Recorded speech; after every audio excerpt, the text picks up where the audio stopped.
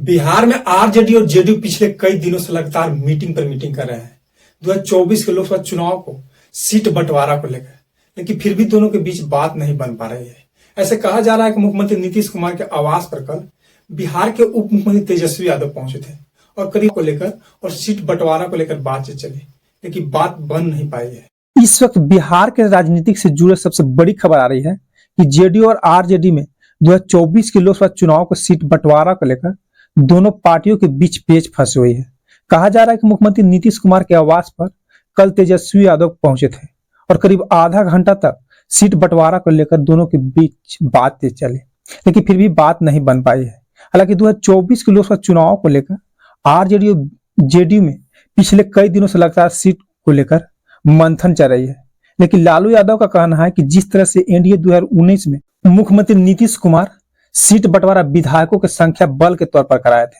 तो वही RJD supremo Lalu Yadav same formula मुख्यमंत्री के सामने पेश कर रहे हैं और सेम डिमांड कर रहे हैं कि आरजेडी के पास इस समय बिहार में सबसे ज्यादा विधायक है काउंटिंग के अनुसार। इसलिए आरजेडी को बिहार में राइट बनती है कि कुल बिहार के 40 लोकसभा सीटों में से सबसे ज्यादा सीटों पर चुनाव लड़े, लेकिन मुख्यमंत्री नीतीश कुमार लालू यादव के मांगों से बिल्कुल सहमत नहीं है, क्योंकि 2019 के लोकसभा चुनाव में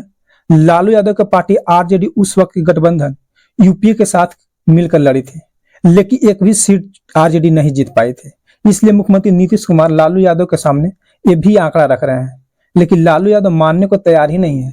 लालू यादव का कहना है कि मेरे पास सबसे ज्यादा विधायक है, इसलिए मैं किसी भी हाल में जेडीयू के कम से कम एक से ज्यादा सीट पर चुनाव लड़ूंगा। अभी जेडीयू के कुल वर्तमान में 16 सांसद हैं बिहार में, जबकि बीजेपी के पास 17, एलजेपी के पास 6 और यूपीए 2019 में बिहार में सिर्फ एक ही सीट पर चुनाव जीते थे, वो भी कांग्रेस पार्टी जीती थी। मतलब कि बिहार में जेडीयू और आरजेडी अगर 50-50 पर दोनों की बात बनती है तो फिर कांग्रेस पार्टी और लेफ्ट पार्टियां क्या करेगी? कांग्रेस पार्टी तो बिहार में इतना भी कमजोर नहीं है कि 2 से 3 सीट पर चुनाव लड़ने के लिए मान जाएगी, और लेफ्ट पार्टियां 1 से 2 सीट पर। जेडीयू के पास तो फिलहाल 16 सांसद है बिहार में, इसलिए जेडीयू 16 सीट से कम पर तो चुनाव लड़ने के लिए मानेंगे नहीं। 16 सीट पर अगर जेडीयू 2024 के लोकसभा चुनाव लड़ती है और आरजेडी के भी चाहिए 16 सीट, तो और बाकी सीट 8 बचती है, तो क्या कांग्रेस पार्टी 4 से 5 सीट पर सिर्फ चुनाव लड़ेगी और लेफ्ट पार्टियां 2 से 3 सीट पर? तो अगर इस तरह से बिहार में सीट बंटवारा इंडिया गठबंधन करती है, तो इंडिया गठबंधन में और जो पार्टियां हैं क्या सहमत है, या फिर इंडिया गठबंधन बिहार में टूटने वाली है? सीट बंटवारा को लेकर जिस तरह से एनडीए गठबंधन के नेताओं कह रहे हैं